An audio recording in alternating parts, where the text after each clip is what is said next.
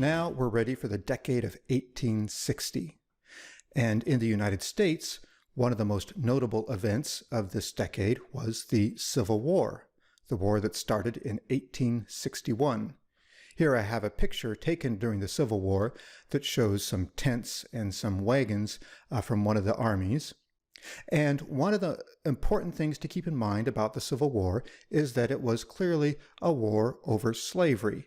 Shortly after the war, there was an attempt, largely coming from the South, to try to recast the war as if it was primarily a war about states' rights. And I think that was more of an effort to try to have a reason to glorify the war heroes, and it doesn't really ring true with what history tells us about what the Civil War was all about. Now, certainly it's important to keep in mind that the northern side was certainly not perfect, because initially their goal was really not to eliminate slavery. They just wanted to stop slavery from expanding. And people in the North certainly maintained varying degrees of racist opinions about black people. And one of the key reasons why they wanted to stop the expansion of slavery had to do with that free labor argument, where they thought that it would benefit white people if they stopped the expansion of slavery. Still, at the same time, the Civil War was all about slavery. Slaveholders in the South perceived a power shift in the United States government that was moving in the direction that could encroach on their ability to expand slavery, and they wanted to regain their power. One good example of that comes from Alexander Stephens, who was the vice president of the Confederacy, in a statement he gave describing what the Confederate government was all about. So his statement goes like this. He says that the Confederate government rested, quote, upon a great truth that the Negro is not equal to the white man, that slavery subordination to the superior race is his natural and normal condition. This, our new government, is the first in the history of the world based upon this great physical, philosophical, and moral truth. So certainly the Civil War was a war about slavery. Here's another picture from the Civil War. And in line with this picture, another important thing to keep in mind about the war is that it was a war with a tremendous number of people that were killed and injured. This number was high in part because, well, it was a civil war where all the combatants lived in close proximity to each other, which made it easier to get large numbers of people to the battlefield. This number was high also because there were advances in technology that produced weapons that were extremely lethal. And this number was high because of military strategy at the time that involved tactics where large numbers of people would make offensive charges at the enemy lines, and then they would just all get mowed down by gunfire. One estimate by Richard White, a historian, is that there were over 700,000 fatalities, people killed during the Civil War, which means that the Civil War, whether you look at it in terms of absolute numbers or percentages, the Civil War had more deaths than any other war in U.S. history. And here is a picture of one of those ironclad battleships from the Civil War. And one other thing to keep in mind about the Civil War is that this was a war that touched almost every person in the United States, because it was a war that so many people were involved in. In the North, about half of all eligible men fought in the war, and in the South, essentially all the eligible men fought in the war. And of those people that served in the war, about 1/3 were either killed or wounded or captured or missing. So this was a war that touched a tremendous number of people. In the United States, just about everyone probably had a family member or someone they knew who served in the war or was killed or injured in the war. It was a war that touched almost everyone in the United States. The Civil War illustrates the extent to which violence can result from deep-seated issues regarding power, oppression, and race. And this is evident not only in the fighting between the North and the South, but also fighting between people in the North. One good example of this is the New York draft riot that occurred in 1863 during the Civil War. And so first, it was actually the Southern Confederacy first, and then later the Northern Union, but both sides eventually enacted conscription draft laws to draft men into the military to maintain a supply of soldiers. And in both places, wealthy people could purchase a substitute and avoid enlistment. I believe in the North, the fee was $300, which might be, I don't know, maybe $6,000, $10,000 in today's currency. Now, to give you some more background for the New York draft riot, recall that there was that Irish potato famine, and a large number of Irish people immigrated to the United States, and that in the United States, there was a lot of prejudice against Irish people. And a large number of Irish people had immigrated to New York, and so there was a large Irish immigrant community in New York. And the Irish community tended to be quite prejudiced against black people because the Irish people and the black people tended to compete with each other for low-paying work. And so many Irish people were very much opposed to the Civil War, which they saw as a war to eliminate slavery, and they saw no need to eliminate slavery. So when attempts were first made to start to implement those conscription draft laws, this resulted in a huge riot in New York City. This riot lasted for several days, and it was a mostly Irish mob that looted stores, they destroyed property, and they attacked random black people. We certainly know that at least 11 people were killed, but estimates are it was probably more like 100 people were killed during this riot. There's also a story of an orphanage for African-American children, and this orphanage was burned to the ground, and the children barely escaped with their lives as the mob attacked it. Some estimates describe this as possibly one of the largest riots in United States history. And actually what happened is that the Union Army that was trying to fight the Confederacy in the South, the Army had to be recalled and diverted to New York City to try to put down the riot. So a major riot in New York City, the draft riot of 1863.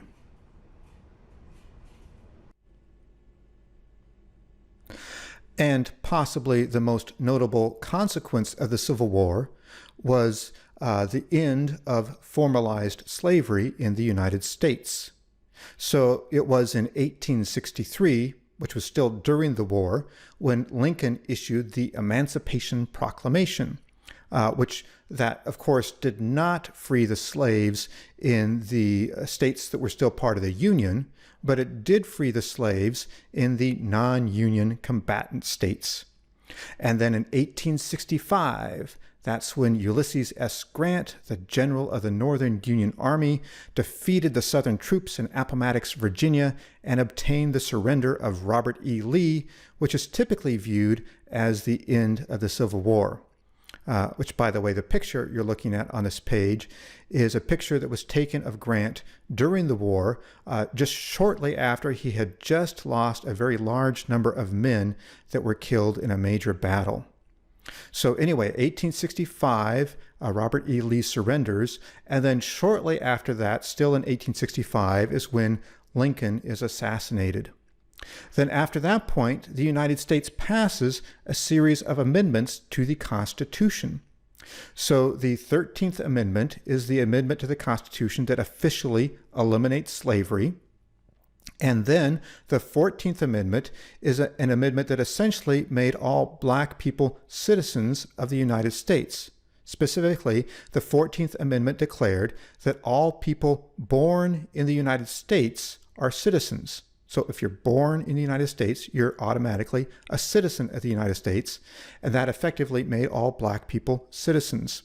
The 14th Amendment also stated that all citizens deserve due process and equal protection under the law. So that was the 14th Amendment. Now, at that point, it still wasn't clear whether black people actually had the right to vote or not, and that was clarified in the 15th Amendment, which states that the 15th Amendment is that the right to vote cannot be denied based on race, which in theory gave all black men the right to vote. At this point in time, women still did not have the right to vote. In fact, that would still be somewhat of a long ways off yet. But the 15th Amendment, in theory, gave black men the right to vote. So then, in 1868, Ulysses S. Grant is elected president. And there are a few years that can be described as the years of radical Reconstruction. And radical Reconstruction is a policy seeking to establish the political and economic rights of black people in the South. Now, this was a policy that was strongly hated and resisted by white people in the South, and it was enacted by a branch of the Republican Party that included white people from the North and black people from the South. And notably, there were many areas of the South where black people comprised a majority. And so attempts were made to enforce radical Reconstruction using military force when necessary. And for a few years, there were actually a few years of radical Reconstruction when black people were able to obtain some degree of representation in government. Black people were voting, and black people were being elected to office at all levels. They were elected to city government, county government, state governments, and federal government. But this did not last long, and this was also the beginning in the South where white terrorist groups, such as the Ku Klux Klan, began to arise, and they strongly resisted this Reconstruction, and eventually the white terrorist groups were successful in stamping down the power of black people.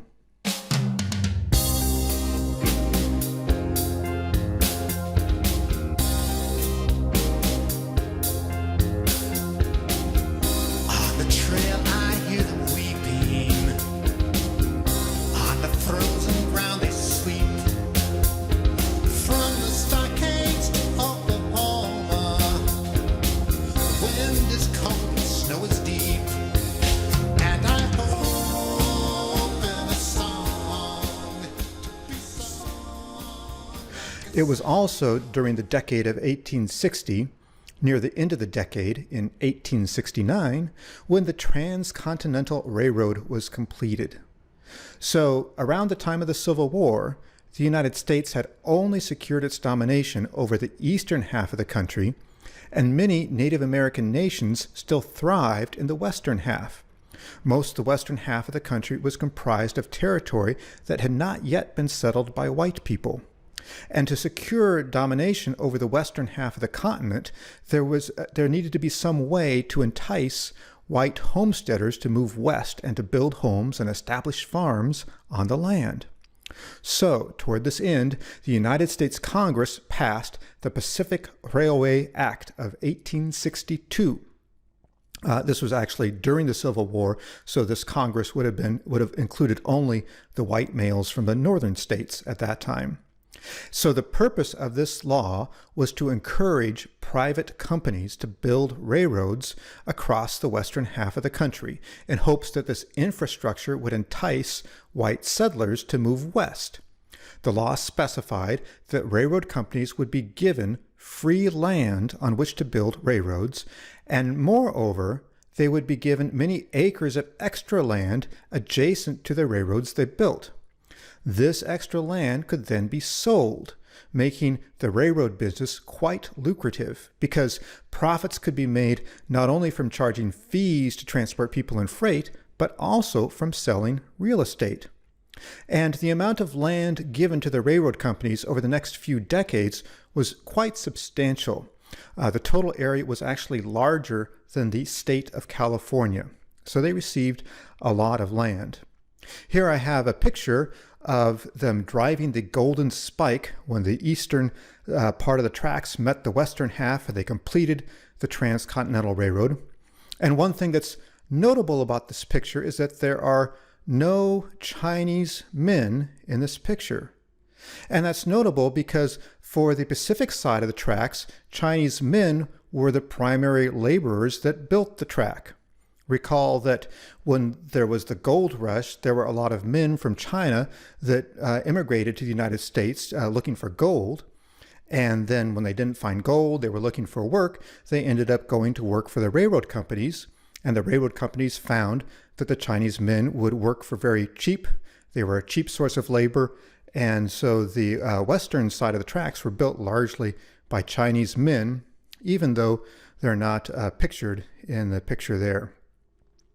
So taken together, these railroads turned out to be very effective in encouraging white settlers to move west, and this in turn increased the need to fight Native Americans and to protect the railroads and the settlers that were encroaching on Native American land. This led to a series of wars where the United States fought Native Americans on the western half of the continent to take their land. So around the time when the United States was having its Civil War and building railroads, what was going on in Europe? Here I have a European map just to refresh our memory and recall that we have a bunch of German states. I'll draw a circle around kind of the area where these German states are. And then right next to that is the country of Prussia. So we have Prussia and the German states. And then below that is the Austrian Empire, is Austria. And I've been talking about a foundation for the future of academic psychology that comes out of a German tradition. And so that would be coming out of the area of the German states. And Prussia is where that foundation comes out of. So what was going on in these German states and Prussia at this time? Well, in 1862, Otto von Bismarck, pictured here, Otto von Bismarck was appointed by the Prussian king to be minister president of Prussia. And Bismarck orchestrated a series of wars that consolidated the German states all under Prussian power. Now, before he could do this, he had to address the fact that there was a struggle between two major powers in the area, between Austria and Prussia. And Austria didn't want Prussia to increase its power. So before Bismarck could proceed with his plan to consolidate all the German states under his power, he had to deal with Austria. So in 1866, there was a war between Austria and Prussia, the Austro-Prussian War. And Bismarck won that war. Prussia defeated Austria, and that allowed Prussia to proceed with its plan and to consolidate all the German states under its power. So now that area was controlled, it was under the control of just a single country, which was Prussia.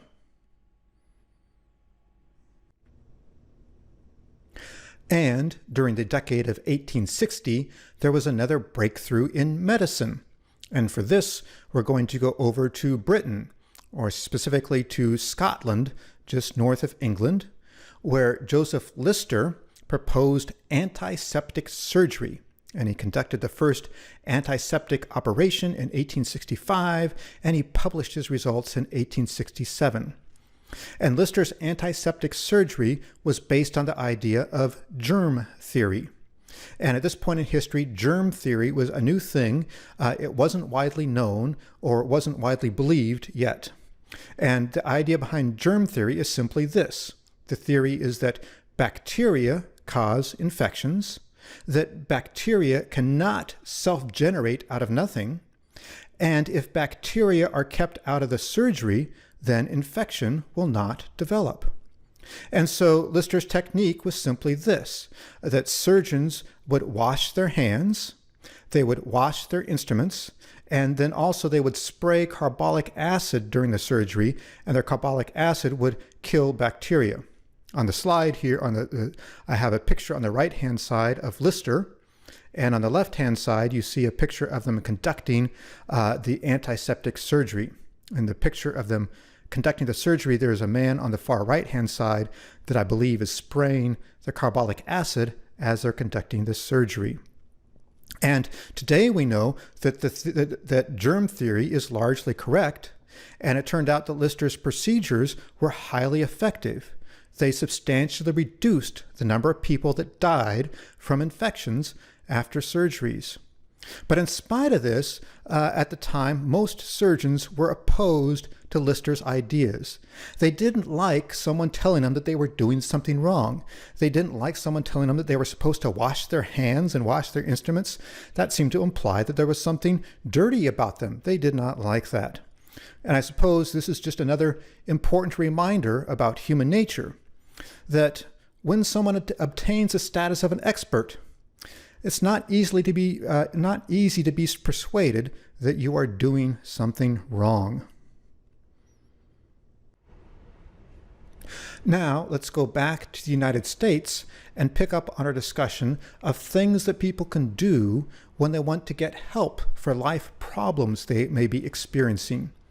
So previously, we talked about a couple movements that were popular in the United States. We talked about mesmerism and we talked about phrenology. And now a couple other things become popular in the decade of 1860s. One of these things that becomes popular is spiritualism. And spiritualism is the idea that someone can go to a seance where a medium will help you make contact with someone who previously died. Spiritualism seems to have started in the United States with two sisters who are Margaret and Kate Fox, who began holding seances where they claimed they could speak with ghosts. And Margaret and Kate are depicted here in the picture. One interesting part of their story is that later in their life, they admitted to using tricks in their seances, but then after that, they recanted and said, no, actually, we were not using tricks.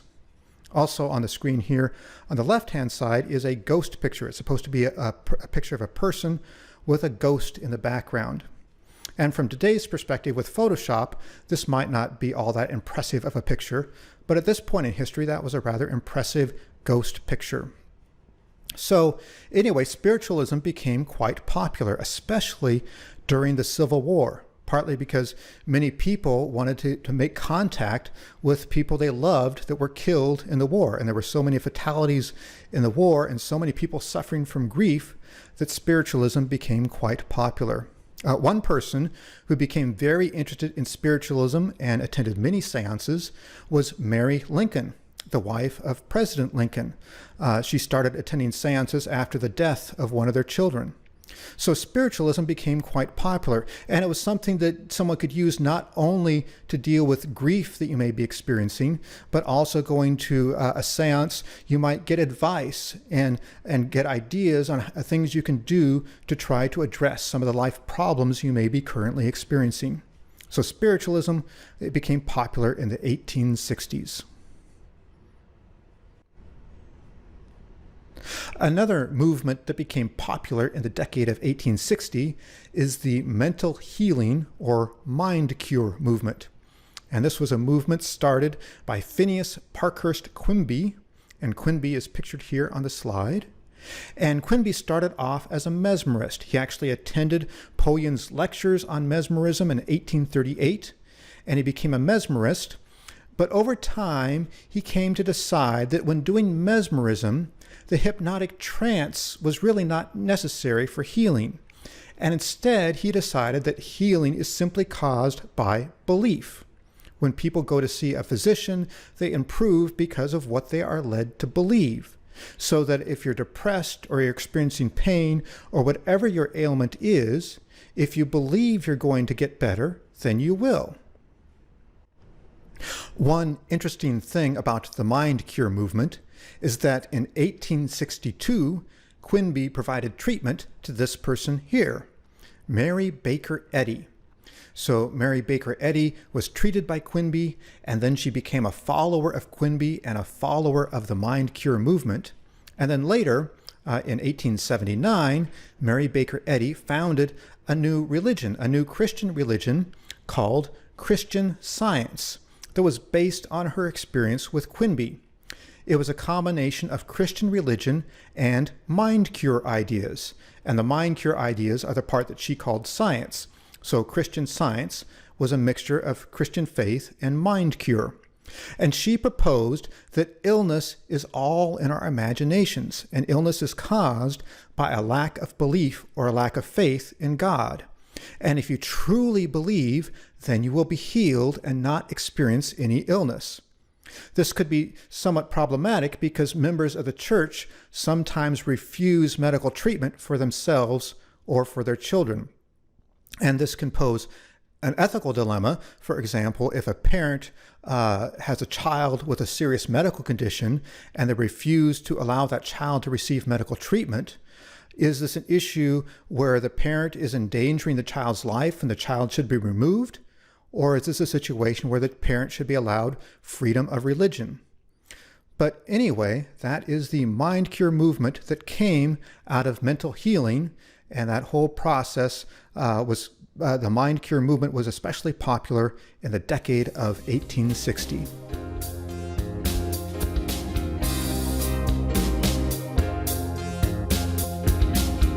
Heavy bags upon her shoulders, then her shoes upon her feet.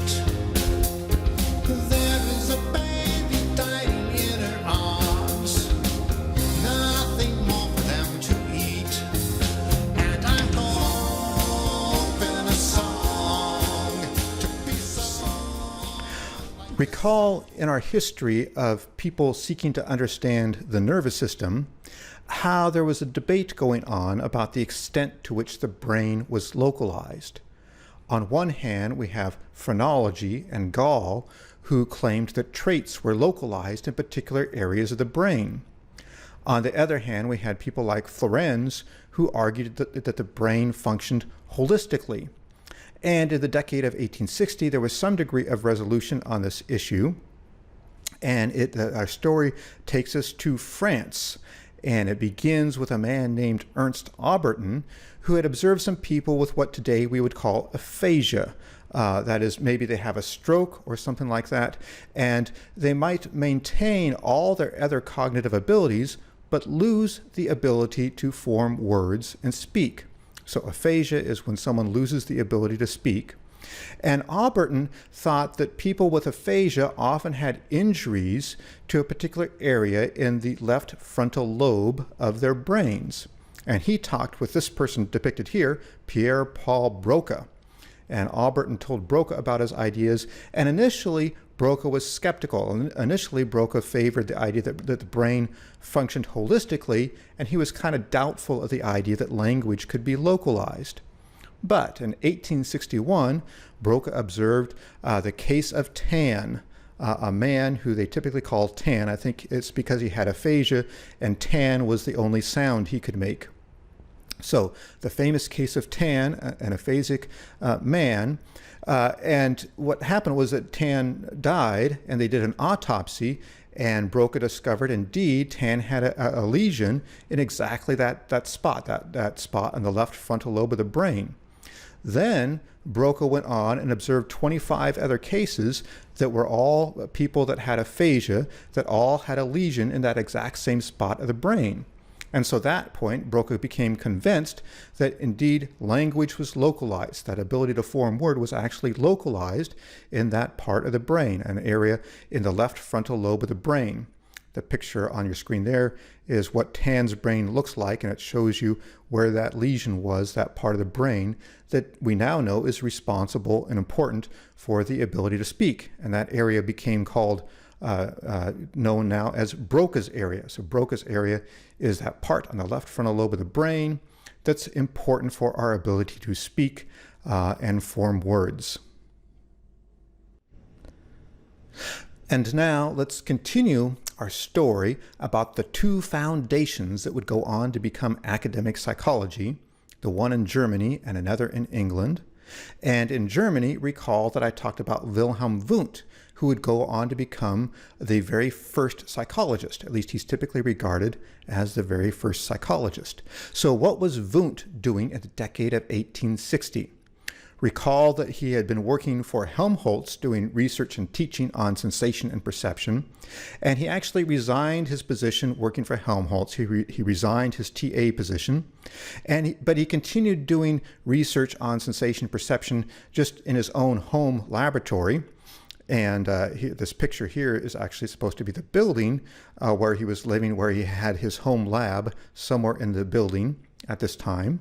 And the most important thing, though, about Wundt is that in 1862, he published a book on sense perception. Now, this book was not about psychology, it was about sense perception, but in this book, he defined an idea for a new academic discipline called psychology. So he defined the idea of psychology in this new book. And he defines psychology as a discipline that would have two components. One component would be an experimental investigation used to address questions about the mind.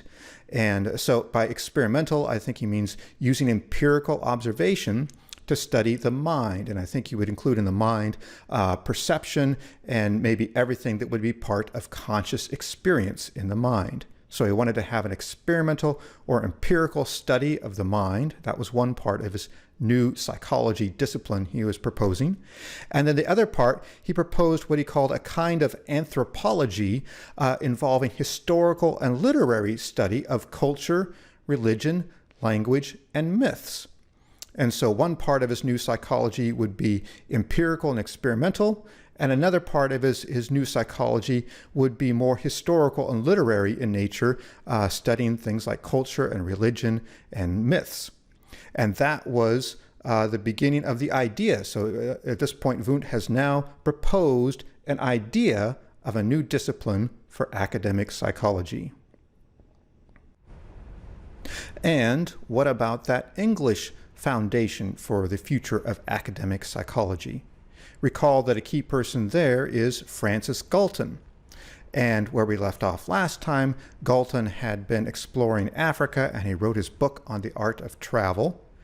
And so now Galton becomes interested in issues of heredity. Recall that part of this English foundation will be looking for individual differences in adaptive traits.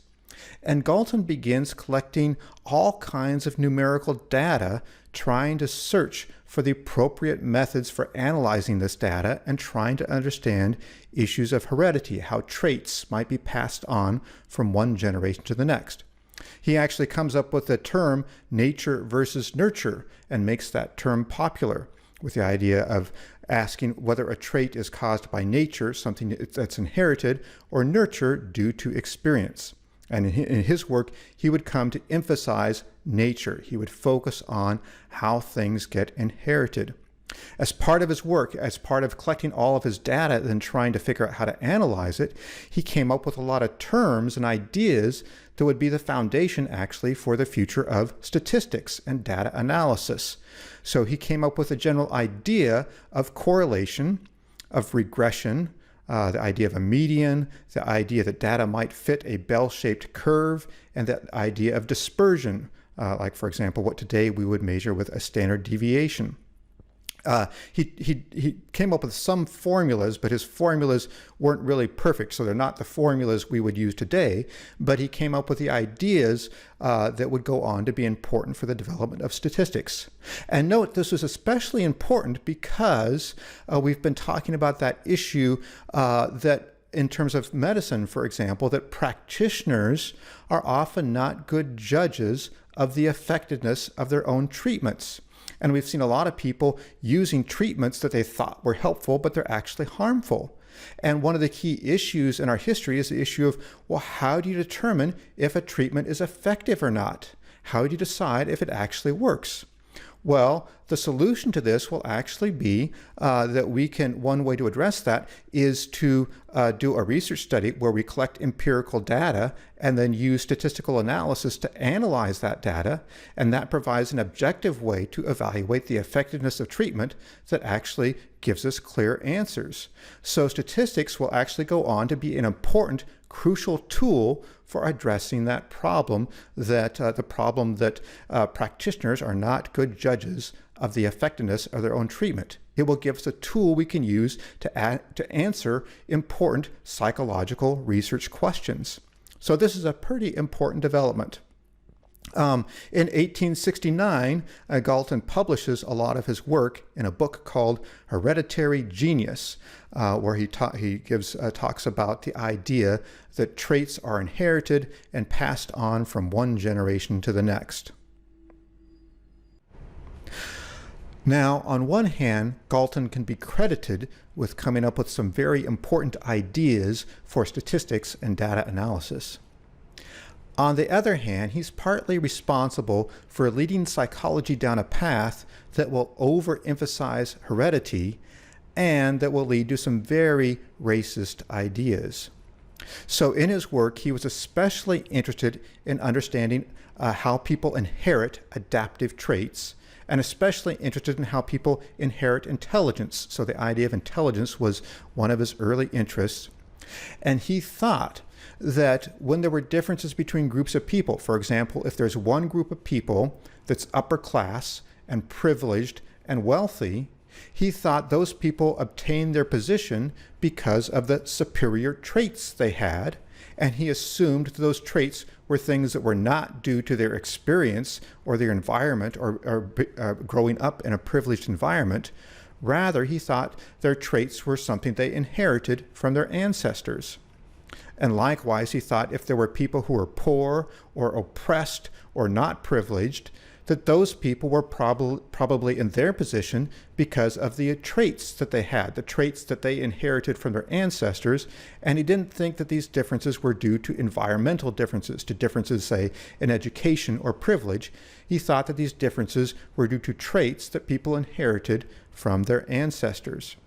And you can see how that can be a very problematic idea.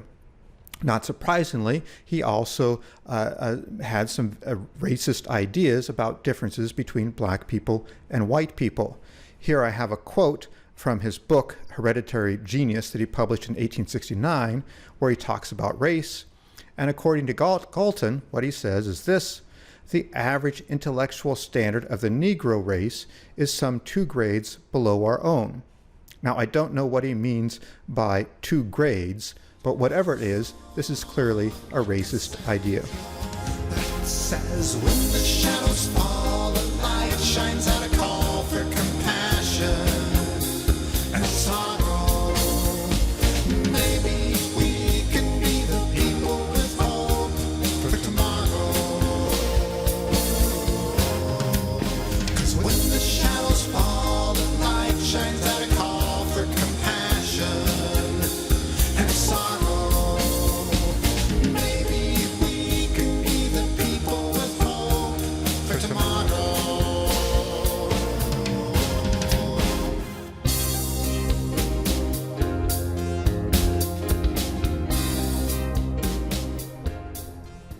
And now let's return to our story of William James.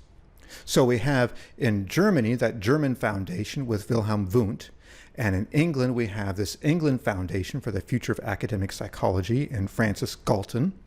And then in the United States, eventually it will be William James who will become the first psychologist in the United States. So recall that William James grew up in a very interesting family.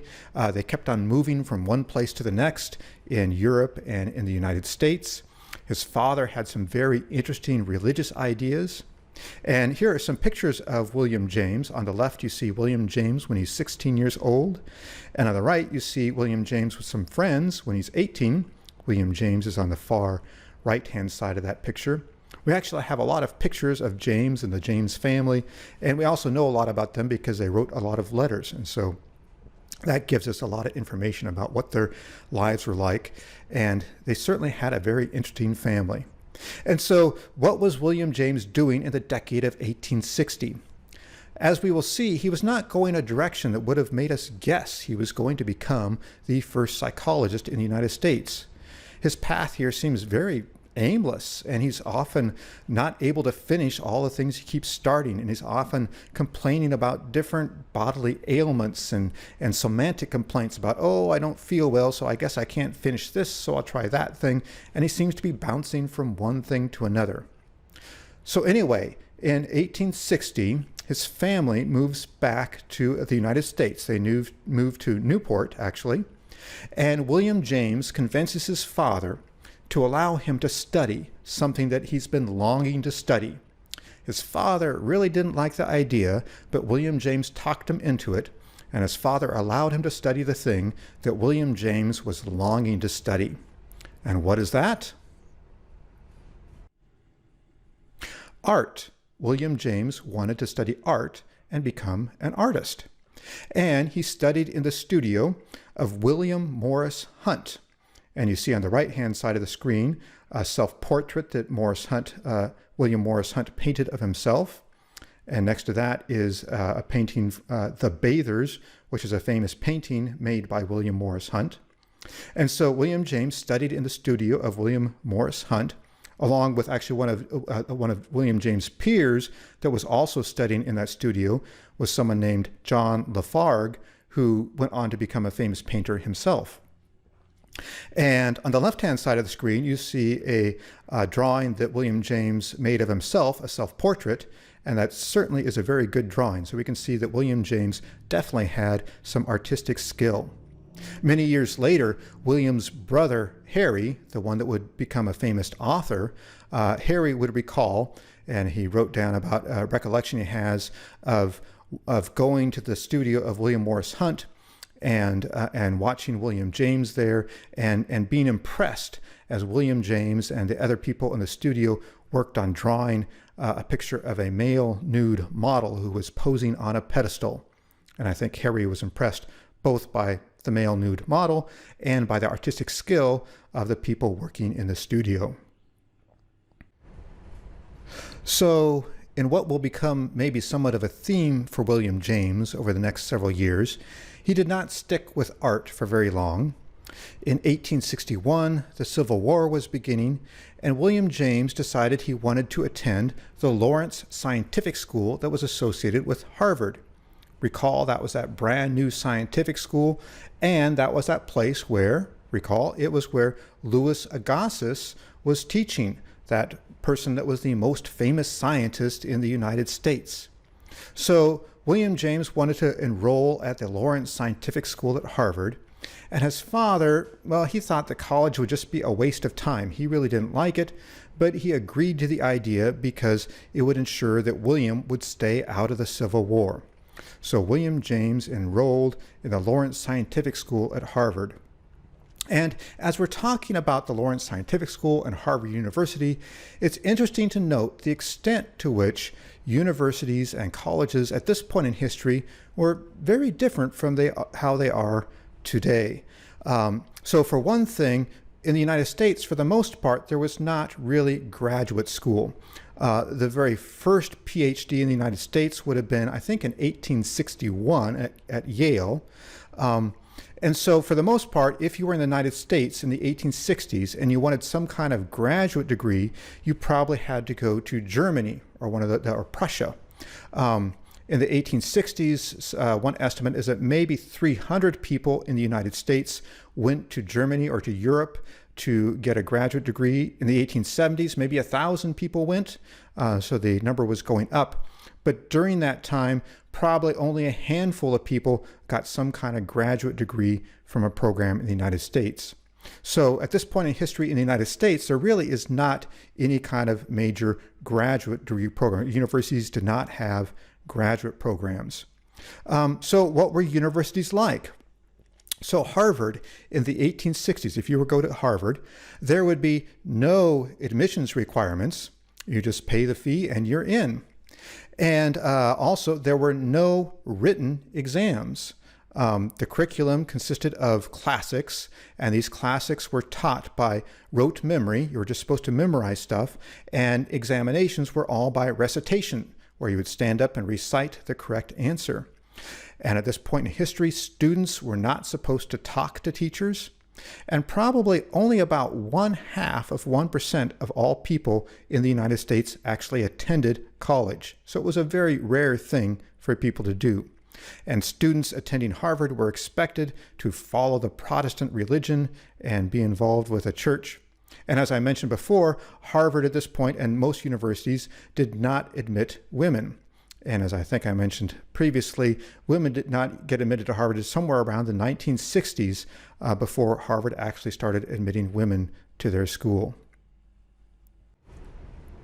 Now, William James' father, Henry James Sr., kept his two oldest sons, William and Henry. They were kept out of the Civil War, but the two younger sons were not kept out of the Civil War, and they both fought in the Civil War.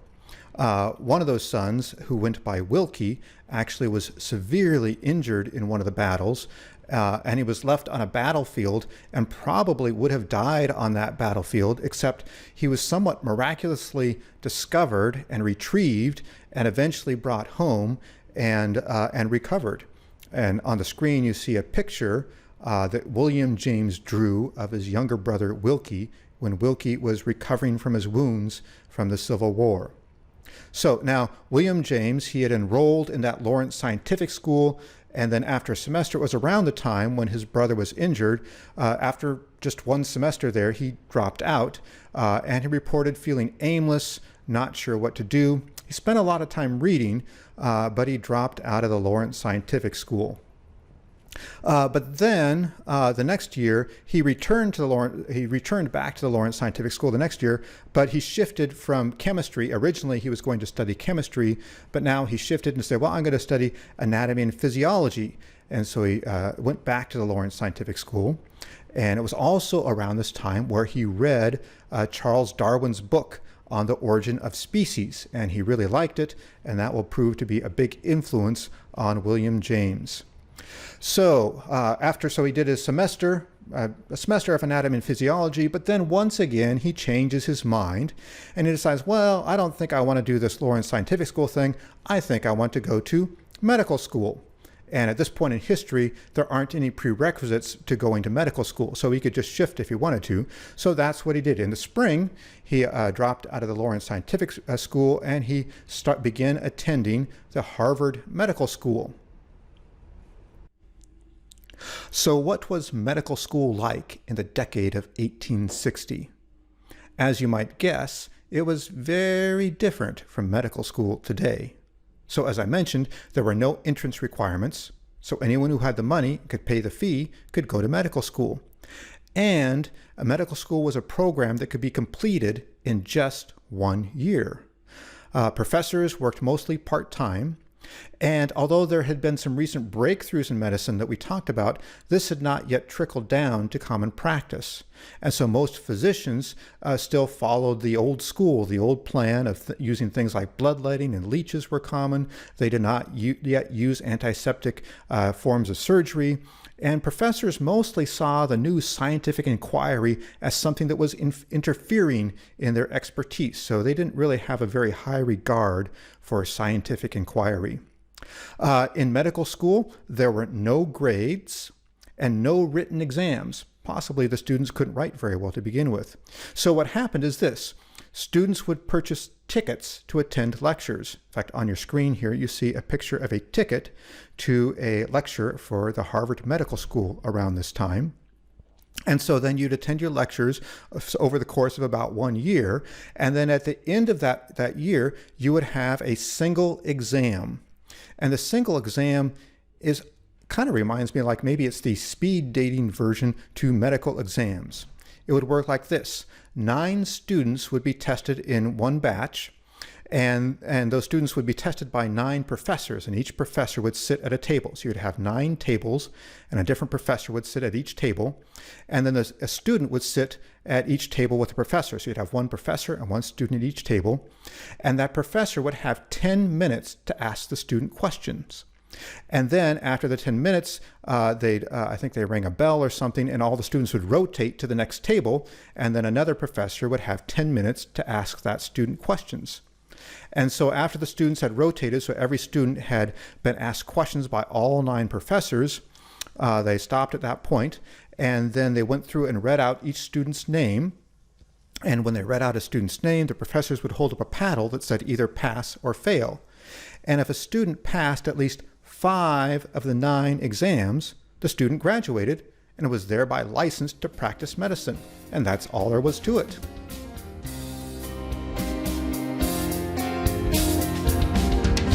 Like a glimmer in the darkness, like a whisper in the night. Well, it's not too late to hear the calling, not too late to make it right. And I hope in a song to be sung like a savior. Then, in 1865, the Civil War ends and Lincoln is assassinated, And William James once again changes his mind, and he interrupts his studies at medical school to take advantage of an opportunity to join that famous scientist Louis Agassiz in an expedition up the Amazon River in South America. In this case, maybe it's not so much a matter of William being aimless, but rather this Agassiz was a famous scientist, and this was a great opportunity. So on this expedition up the Amazon River, there were 17 people that went. There was Agassiz, and then there were 6 other naturalists on this expedition, and then there were 6 unpaid volunteers, and one of those unpaid volunteers was William James. In addition, Agassiz took his wife on the trip, and also there was a brother-in-law, and the brother-in-law's wife also went. And the main goal of this trip was to study different types of fish on the Amazon River. And I think the Amazon River in South America is typically considered the second longest river in the world and the river with the greatest discharge volume into the ocean. So it's a huge river. And on this trip, their expedition, they went up 2,000 miles up the Amazon River all the way to the border of Peru. Mostly it was by steamer that they went up the river, but they used other boats at several points as well. And here you see a picture of part of the expedition team, and William James is in that picture. He's on the left-hand side squatting down. I think he's holding a cigar or something. So William James joins the expedition up the Amazon River with that famous scientist, Louis Agassiz. So what exactly was the purpose of this expedition that Louis Agassiz led up the Amazon River? Now recall that Darwin's book, Origin of Species, had just been published in 1859. And although William James liked Darwin's book and was influenced by it, Agassiz disagreed with Darwin. Not so much on religious grounds, but rather because Agassiz thought that each species was created to exist in a particular location, and each species came from a unique source. Recall, this was the same idea that led Agassiz to the racist belief that black and white people were 2 different species with different origins. So the main point of this expedition is that Agassiz wanted to collect samples of fish and prove that each part of the river system had a wholly different and distinct population of fish, and that each type of fish was created specifically for a particular part of the river. I'm not exactly sure how he was going to demonstrate this or prove this or how this would refute Darwin, but that was in general what he was hoping to do. Now, on this trip, he actually was successful in identifying many new species of fish. He identified around 600 new species of fish that had not been identified before. And on the screen, you see some watercolor paintings of some of the new fish. Again, this illustrates the fact that if you're going to be a naturalist at this point in history, you need to have connections to an artist to draw pictures of the things you're discovering. And there was an artist along this trip, and these are some of the watercolor paintings of the fish that they discovered on the expedition. Now, Agassiz had his plan was to publish a book summarizing his findings, but he never did.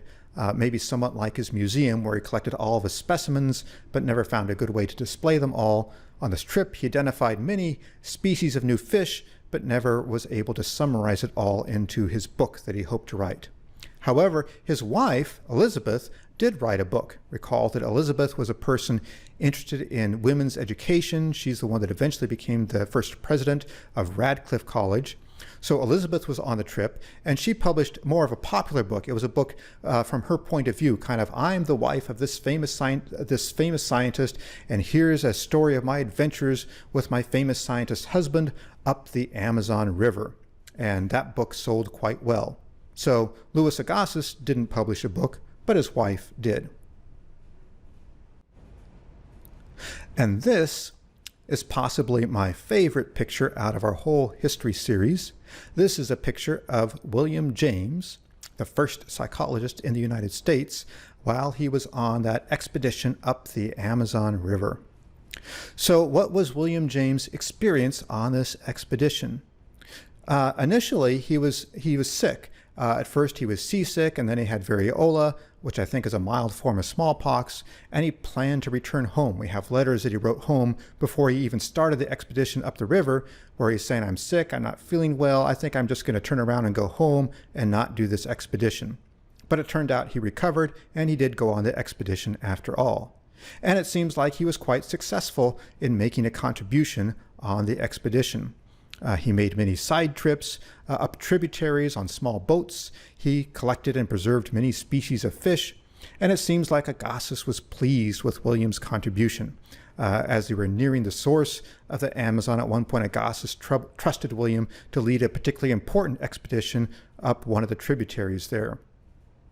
One thing to note is that it seems like William appeared to enjoy the opportunities he had to interact and communicate, or at least attempt to communicate, with native people along the way. Here I have a letter that he wrote to his sister Alice, his younger sister. That's the same sister that earlier he wrote love poems to as family entertainment. So one of the letters he wrote to Alice, he describes his experience on this trip, interacting with two young women he met on a village on the banks of the Amazon River. And so he writes to his sister Alice, and he describes his experience this way. He says, "The damsels were very pretty, with splendid soft black hair. In their combs they wear two kinds of white flowers of the most wildly melodious perfume. We danced a regular home quadrille and a polka and another stiff, awkward square dance, whose name I have forgotten. We talked, gesticulated, fraternized, in short, and passed a very merry evening. Ah, Gesenoa, Gesenoa, my forest queen, my tropic flower, why could I not make myself intelligible to thee? She now walks upon the beach with her long hair flowing free, pining for my loss." So that's what he wrote home to his sister Alice from his trip. And on one hand, we can note in there, it seems like that's showing some good writing skill. James was a very skilled writer, and that served him very well later on when he became a psychologist. We can also look at that writing and kind of ask a question. To what extent does that letter, on one hand, maybe reflect an openness to another culture or an interest in diversity? Or on the other hand, to what extent might that reflect a condescending attitude towards other cultures? And or does that reflect a condescending attitude towards women? So anyway, there's William James on his trip up the Amazon River. So then in 1866, William James returns from his expedition up the Amazon River, and he resumes his studies at medical school. But he didn't last long before he began experiencing some other ailments. He reported having problems with back pain, and then he started having problems feeling depressed. He reported troubles with his eyes. He had troubles with digestion and reported troubles with insomnia. And he convinced his parents that he needed to drop out of medical school and go to Europe for a while to recover. And his parents agreed to this, and they paid for a trip. Notably, they never paid for any of their other children to go to Europe to recover from their ailments, but they did pay for William to go to Europe. And so he went to Europe, and he boarded this ship pictured in this picture here, which is the Great Eastern, which was actually one of the latest advancements in technology and engineering, this great steamship that could cross the ocean. Previously, they had steamboats that could go up rivers, but this was a huge steamship that could cross the ocean. And so William James boarded the Great Eastern, and he went to Europe for about a year and a half to recover from his ailments. And here is a picture of William James from around this time. And on his trip to Europe to recover from his ailments, he started off in Paris and then went to Germany, or Prussia, where he spent most of his time. And he tried many different treatments for his ailments. He tried some kind of special baths in Bohemia. He tried some kind of blistering treatment. But still, he reported not feeling well. In the letters that he wrote back home to his family and friends, he had many somatic complaints. He talked about feeling depressed, of having back pain, of still having problems with his eyes. At some points, he even writes about having thoughts of suicide. He also reported feeling very distressed because he reported that he no longer had a belief in God. But in his letters that he wrote back home to family and friends, he also expressed an interest in the new physiology and psychology that was being developed in Germany. That is, he had an interest in that new German foundation of research that I've talked about that will be the foundation for the new academic psychology. And in one of his letters, he writes that he says, I'm going to go to Heidelberg and get work with Hermann von Helmholtz and Wilhelm Wundt. Now, it's not clear what happened with this trip that he planned because it appears he never got a position with them. But from this letter, it's clear that he was familiar with the work of Helmholtz and Wundt and interested in it and wanting to pursue it. And this will be an important connection that will be important for later on in our story. So after his trip to Europe, William James returns home. And at this point, he's about 27 years old. And on the screen, you see a picture of William James from about this time. And so he's about 27 years old and just living at his parents' house and feeling aimless about what to do with his life.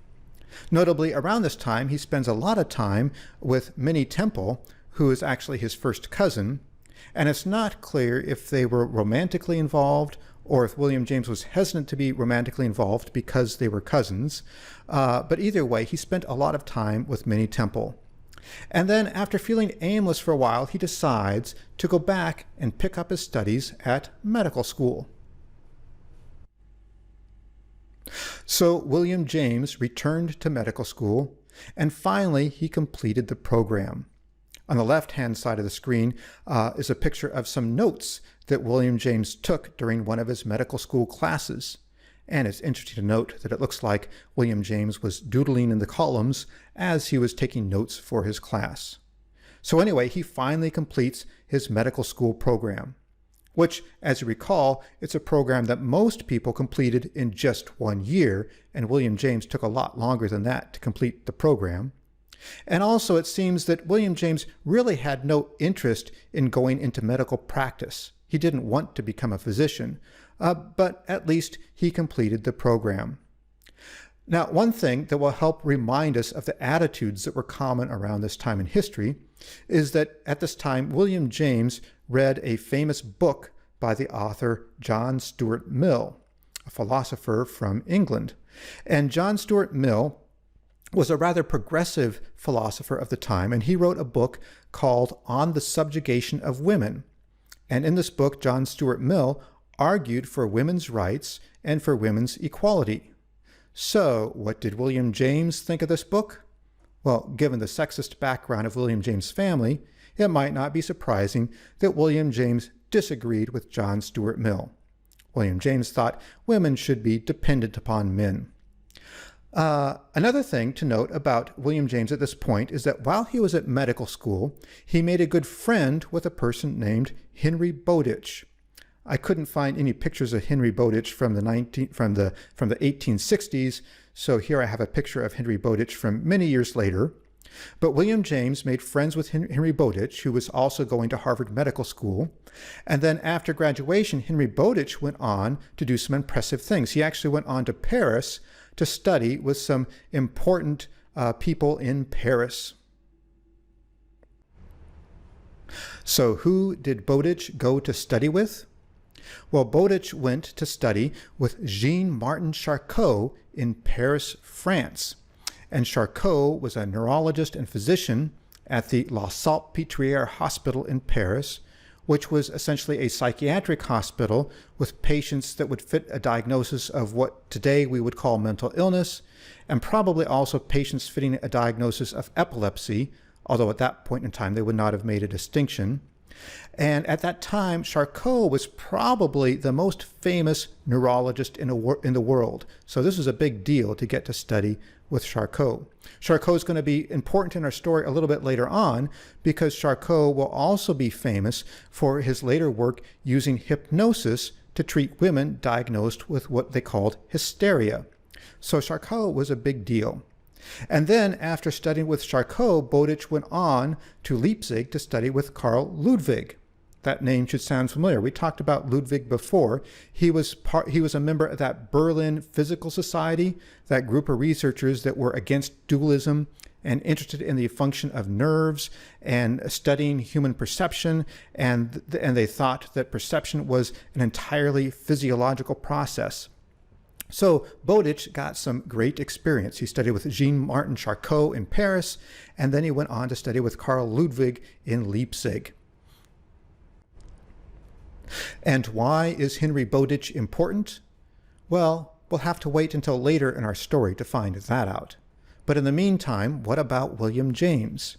So he graduated from medical school, and then at that point he spent about 3 years just living at home with his parents, being unemployed, and rather aimless about what to do with his life. It was also around that time that his good friend Minnie Temple died of tuberculosis, which reminds us of the fact that at this point in history, diseases like tuberculosis were very common and often fatal. It was also around this time that William James reported experiencing some kind of symptoms. I'm not sure exactly what they were, but he described them this way. So he described his symptoms as an acute neurasthenic attack with phobia related to neurasthenia, with a depletion of nervous energy, possibly from too much brain work. I'm not sure exactly what those symptoms were, but it fits with the common idea of the time that sometimes symptoms such as depression or anxiety could be caused by too much brain stimulation. At the time, he also reported having some kind of dream about a man in an asylum that was a very disturbing dream for him. So, at the end of this decade, William James is not very happy and rather aimless with his life. That says when the shadows fall, a light shines out, a call for compassion and sorrow. Maybe we can be the people with hope for tomorrow. 'Cause when the shadows fall, the light shines out, a call for compassion and sorrow. Maybe we can be the people with hope for tomorrow.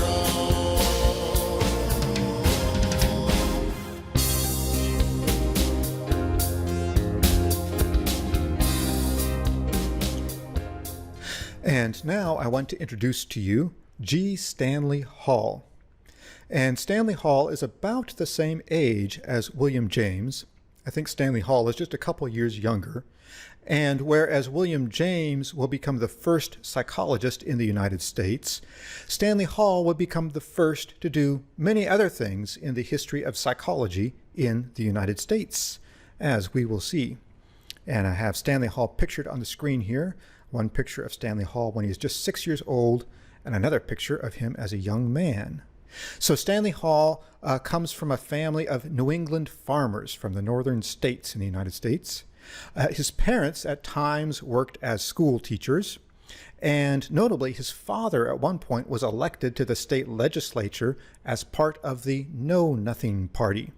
And if you recall, that Know Nothing Party, that was that anti-immigration party that arose around the time of the Irish potato famine, and Irish people were immigrating to the United States, and there was a backlash of prejudice against Irish people and against Catholicism, and the Know Nothing Party was part of that backlash. It was an anti-immigration political party. So at one point, Stanley Hall's father was elected to the legislature as part of that Know Nothing Party. Stanley Hall grew up mostly in the state of Massachusetts. And one thing that I think is interesting about Stanley Hall's childhood is I found a list of 6 rules that his father gave him when Stanley Hall was 9 years old. And these rules give us maybe somewhat of an insight as to what attitudes towards parenting were at this point in history. So here are the 6 rules from Stanley Hall's father. Rule number 1, ask the advice of your parents. Rule number 2, hear all they have to say. Rule number 3, never reject their advice. Rule number 4, never allow yourself to lean on your own understanding when it conflicts with the experience of your elders. Rule number 5, shun the person who would have you do anything that your parents disapprove. And rule number 6, Do not manifest a spirit of disobedience by making words before you obey. So that gives you a sense, at least one attitude towards parenting around this point in history. So, like William James, Stanley Hall would have been of an age that he could have fought in the Civil War, but he did not. Stanley Hall's father paid the $300 fee so that he would not be drafted, and I think he also bribed a physician. So that is G. Stanley Hall. Now, while William James was rather aimless through the decade of 1860, Stanley Hall was pursuing religion. In 1863, he enrolled in Williams College, and during his freshman year there, he had some kind of religious conversion experience. It seems that later on, he may have had a negative view of that conversion experience, because later on, he wrote this to describe his experience. He wrote, "I was suffering from a conviction of sin, and accordingly, by various stages which I do not recall in detail, I was led to believe that I had been converted." So he had some kind of conversion experience, but it seems later on, maybe he viewed that from a negative perspective. Anyway, he graduated from Williams College, and in 1867, that was a year when William James was heading off to Europe in hopes of finding relief for his various ailments. That's when Stanley Hall enrolled in Union Theological Seminary in New York, a path that could lead him to becoming a pastor, possibly. And reports are that he enjoyed New York. He enjoyed the big city. He attended theaters, and we talked about some popular movements around this time. We talked about spiritualism and phrenology. Well, Stanley Hall, he attended a seance and visited a phrenologist while he was in New York, and seems to have enjoyed all the things that New York had to offer. Notably, many of the professors at Union Theological Seminaries were people that held degrees from German universities, and thereby I suspect they would have probably had fairly liberal religious views. One thing to note, too, is that Union Theological Seminary is the same seminary that eventually Carl Rogers will attend, and we'll talk about the same seminary several decades later when we tell the story of Carl Rogers. And on the screen there is a picture of Union Theological Seminary, and I believe that's about how it would have appeared when Stanley Hall went there. Now, while Stanley Hall was attending Union Theological Seminary, he also took time to visit Europe. And while he was in Europe, he took a course from Du Bois-Reymond. And we talked about Du Bois-Reymond previously. Recall, he was one of those members of that Berlin Physical Society, that group that was interested in the function of nerves and studying sensation and perception, and that was opposed to dualism. So he would have been exposed to the viewpoints of the people from that Berlin Physical Society. In addition, that trip would have likely further exposed Hall to liberal religious viewpoints. So then, in 1870, he graduates from Union Theological Seminary, and there's actually an interesting, famous story about what happened when he graduated. I'm sure the story must have come from Hall's own recounting, because I can't imagine where else it would come from. But the story is this. The story is that when people graduated, they were supposed to give a sermon, and then after they gave a sermon, the university president was supposed to meet with them and give them some advice. And the story is that after Hall gave his sermon, he met with the president, but instead of giving Hall advice, the president simply got down on his knees and prayed that Hall would be saved from his mortal errors of doctrine.